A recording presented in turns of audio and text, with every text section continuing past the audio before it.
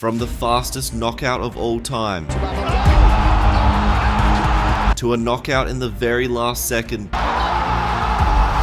These are MMA records that will never be broken. The biggest win streak in UFC history is held by none other than Anderson Silva. He holds the record for the most consecutive wins in a row with 16, which started in 2006 and didn't end until 2013. It was a total of 2,565 days. He was completely unstoppable, but his streak would come to an end when he fought Chris Weidman, and he would taunt him throughout the whole fight.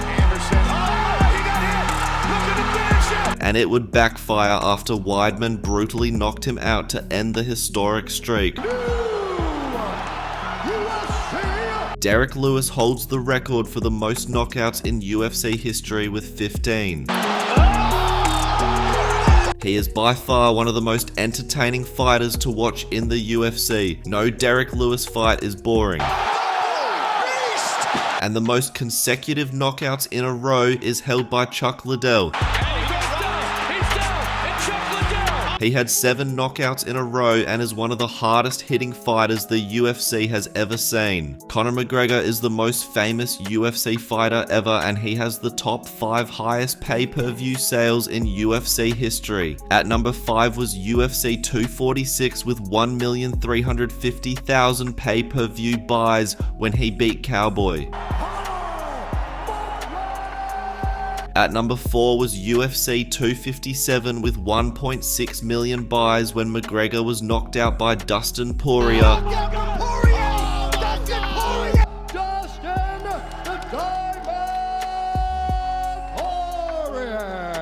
At number 3 was UFC 202 when McGregor beat Nate Diaz in the rematch, which sold a total of 1,650,000 pay-per-views. At number 2 was UFC 264 with 1.8 million buys. This was when McGregor and Dustin would fight for the 3rd time and McGregor broke his leg. Dustin's going out in a stretcher. That's my prediction. He's going out of this fight in a stretcher. I'm ready for it all, but he's going out in a stretcher. And at number 1, of course, is when Khabib and McGregor fought at UFC 229, which sold a crazy 2.4 million pay-per-views, and McGregor would get choked out. And then chaos would unfold. At UFC 184, we witnessed the fastest submission ever when Ronda Rousey submitted her opponent with her signature armbar in just 14 seconds. Even though everyone knew it was coming and she went for it every fight, nobody could stop her. The fastest knockout ever happened at UFC 239 when Masvidal hit Ben Askren with a flying knee just 5 seconds into the fight, knocking him out cold. That's called a stop to this contest at 5 seconds of the very first round. And the best part of this knockout was the fact that Ben did a whole lot of trash talk leading up to it. His muscles aren't very big and his beard's pretty ugly. But besides that, I think it's going to be total domination. There is no way on God's green earth this guy could do anything to me. It's totally impossible. I will do whatever I want to this person. I will dominate them. I will humiliate them. How do you beat him? Any way I want. But how do you think? I dominate him whole time. Which did not age very well, and the record for the latest knockout ever is a tie. Rodriguez knocked out Sung Jung in the very last second of the fight at UFC Fight Night 139.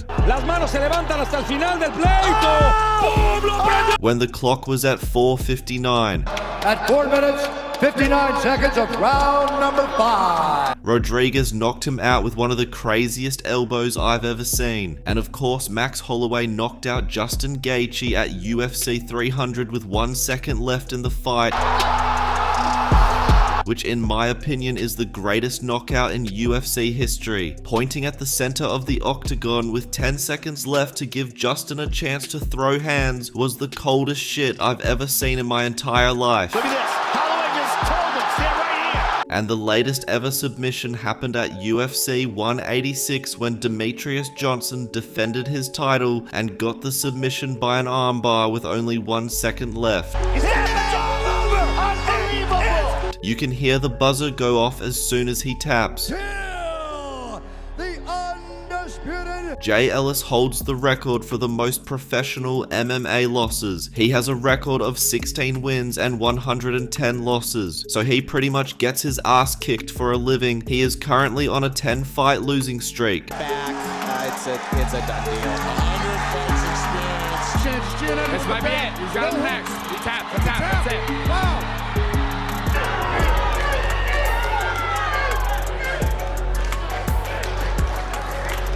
Another fighter who loves to get beat up and has taken a lot of damage is Gary Goodridge. He holds the record for the person who has been KO'd or TKO'd the most times ever with a total of 25. This includes MMA and kickboxing.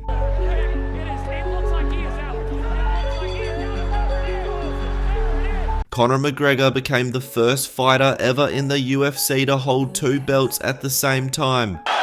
Dreamed into reality. Oh, that looks good.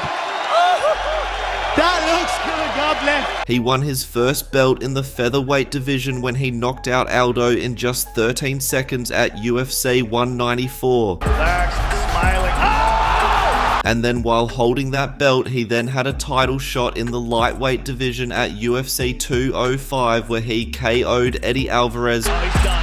He's done. It is all over. History has been made. To become the first ever UFC fighter to have 2 belts at the same time. I'd like to take this chance to apologize to absolutely nobody. The double champ does what the he wants. Alex Pereira had the fastest run to become a champion in the UFC. He made his debut on the 6th of November in 2021. Clinching the grapple. And then would be crowned champion on the 12th of November in 2022. It is the greatest speed run to champ status in UFC history. He had 3 impressive wins to start his UFC career, and after he knocked out Sean Strickland, he got a title shot against Izzy, and then he finished him to win the middleweight title. It only took him 1 year to become the biggest superstar in the UFC, and then almost exactly a year later on November the 11th, 2023, he would become the light heavyweight champion. It only took him 2 years to become champion in 2 divisions. He has also defended his light heavyweight belt 3 times in 2024. In this short amount of time, Alex has become one of the best fighters of all time and a mega superstar.